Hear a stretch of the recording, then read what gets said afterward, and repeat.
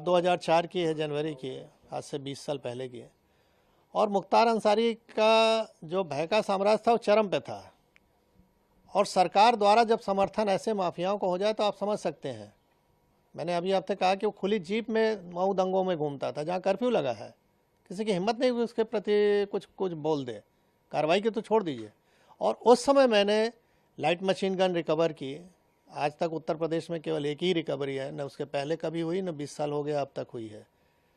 और उसमें पोटा भी लगाया, क्योंकि पोटा एग्जिस्ट करता था।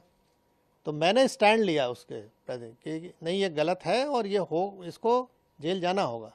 लेकिन मुलायम सिंह की सरकार तत्कालीन अल्पमत की सरकार थी, किसी भी कीमत पे इसको बचाना चाहते थे, और उन्होंने अंत में हम लोग पर प्रेशर बनाया, अधिकारियों पर प्रेशर बनाया।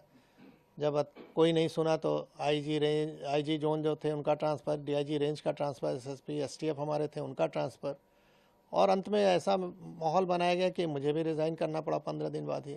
लेकिन मैंने रेजिग्नेशन में लिखा और जनता के सामने इस चीज़ को रखा आप लोग के माध्यम से कि देखिए, जनता पॉलिटिकल सिस्टम में आप ही ने चुना है इस सरकार को, और किस तरह की ये सरकारें चल रही हैं कि जो माफियाओं के निर्देश पे काम कर रही हैं।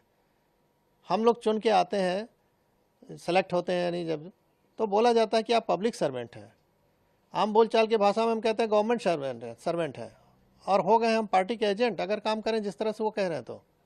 तो ये गिरावट की स्थिति बहुत ही खतरनाक थी। धीरे धीरे इस पर लगाम लगा है। न्यायालय में अब निर्णय आने लगे हैं जो कभी नहीं आते थे, दशकों तक, 2-2 दशक तक नहीं आए, अब आ रहे हैं 3-3 दशक के बाद। तो स्थिति बदली है, नो डाउट, और उसका नतीजा आप लोग देख रहे हैं कि अपराध में कुछ भी हो रहा है। सर, क्या लगता है उस समय कितनी बड़ी चुनौतीपूर्ण रही कार्रवाई जो मुख्तार अंसारी पे आपने की, और आज जिस तरह से आपने कहा न्यायालय में निर्णय आ रहे हैं, कानून व्यवस्था जिस तरह से है, उस समय अगर वो ऐसा रहता तो क्या उस समय मुख्तार अंसारी पे कार्रवाई हो सकती थी? नहीं, स्वाभाविक है। अगर शासन प्रशासन, हम तो किसी सपोर्ट की भी उम्मीद नहीं करते थे, हम तो अपने दम पे रिकवर किया, मैंने अपनी टीम के साथ। तो हमको सपोर्ट की ज़रूरत नहीं है, हमको तो, हम ड्यूटी है मेरी, हम कोई मेहरबानी नहीं कर रहे थे किसी पे। हमारी ड्यूटी है कि ऐसे असामाजिक तत्वों को रोका जाए जो जनता के लिए कहर बन सकते हैं।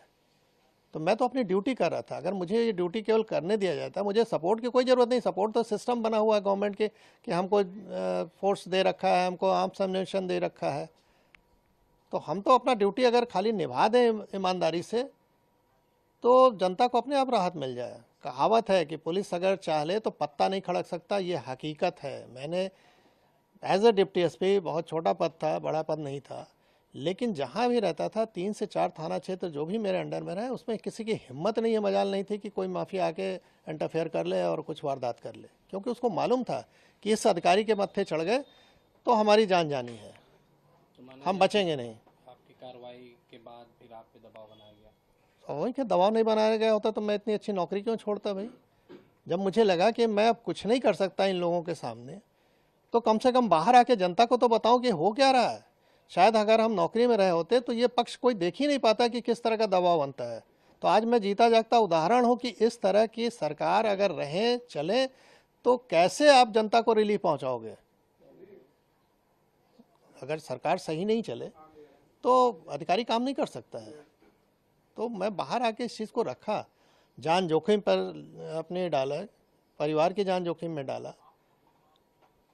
स्वाभाविक है कि अच्छी नौकरी के बाद हम कहीं अगर नौकरी प्राइवेट भी ज्वाइन करने तो इनके कॉल चले जाते थे कि इनको निकालिए अपने यहाँ से।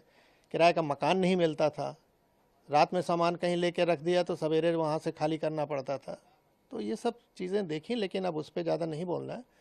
हाँ, ये है कि जो जैसा करता है वैसा उसको भोगना पड़ता है।